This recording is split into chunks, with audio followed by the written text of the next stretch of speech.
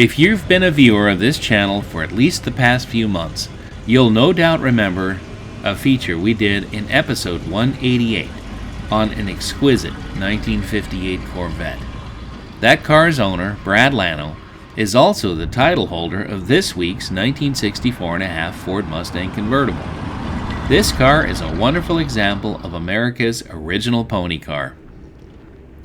So whether you like convertibles, Fords, muscle car era vehicles, or Mustangs, this Mustang is sure to find many people who are sure to love it. If you enjoy it, tell us in the comments why. Or maybe you had one once, or maybe you have one now. In any event, we'd love to hear from you. Now, settle in and enjoy this perfect example of why American cars are the best. Well, my name is Brad Lano, live here in Lake Havasu, and I acquired a 1964.5 Mustang. It was kind of a unique voyage to finding this car. Wasn't really looking for it, but I have neighbors and friends that are in the car culture, and they always text me and send me emails, and I always have this opportunity to look at cars that I'm probably never interested in, but you never know. And a neighbor of mine texted me this car. He said, "You might be interested in this." And it was advertised as a 64.5 Mustang. Nothing else more than that, but just a picture. But I recognized the phone number because he was a member of another car club I'm involved with.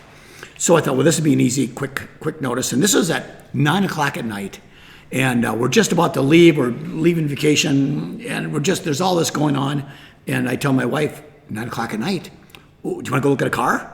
She goes, "Sure." So she's very willing. And we get in the car, drive up to his house, which is on the north side of town up here. Opens the garage, and it's in front of a couple cars. And it's a, yellow 1964.5 Mustang convertible. Linda goes, "Ooh, like that convertible." I knew I lost it right there. So I had an opportunity to get into the garage. We didn't start it. We didn't drive it. Didn't do anything.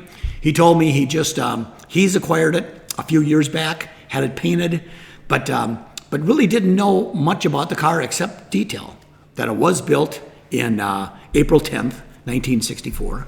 So since the current cars that were available to the public was April 17th of 1964, I knew it was not a pre-production car, but an early build car. So I thought that's a cute caveat. And then I went real quick into the interior. It wasn't a pony interior, just a black interior, but it had power steering and no power brakes. The car looked great. I mean, all in all, looked around it, and he wanted a price for it that really was too much money, but he listed it on Marketplace at 9 o'clock that night. I get there at about 9:35 at night. By the time we're having this conversation, he now has 3 phone calls looking for to want to look at the car. And I look at my wife, I go, "Whoa, what do you think? What should we do?" I said, "We need to pull the trigger on this right now." And I said, fine, we agreed. He wouldn't budge, but I got the original wheels with it, the original hubcaps with it. Just a plethora of parts that are in the trunk. So we're thrilled. So my wife hopped in my truck, I dropped the car and drove it to the house. So as you see it today in the presentation, I've only owned it for 3 weeks. I think it's a brand new acquisition, so it's kind of fun. So we're just kind of going through the teething process of the car, making sure it is what it is. We're real thrilled about it, though. We're glad to add it to our collection. The engine's a 289, 3-speed automatic. The previous owner, he bought it from a gal in Tucson.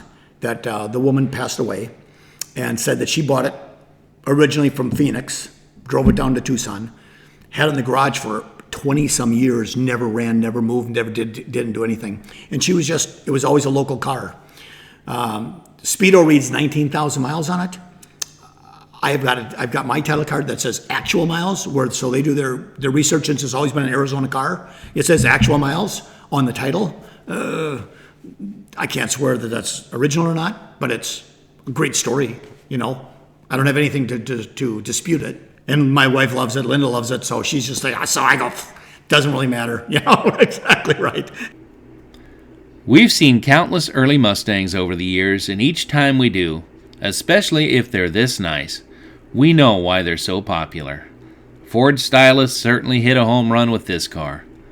Presented in a wonderful color combination of Phoenician yellow with a black interior, this Mustang is one that countless people would enjoy having in their garages. Ready to go top-down cruising at a moment's notice when the weather is agreeable, the tank is full, and appreciative onlookers are everywhere. If you're into cars, it doesn't get much better than that.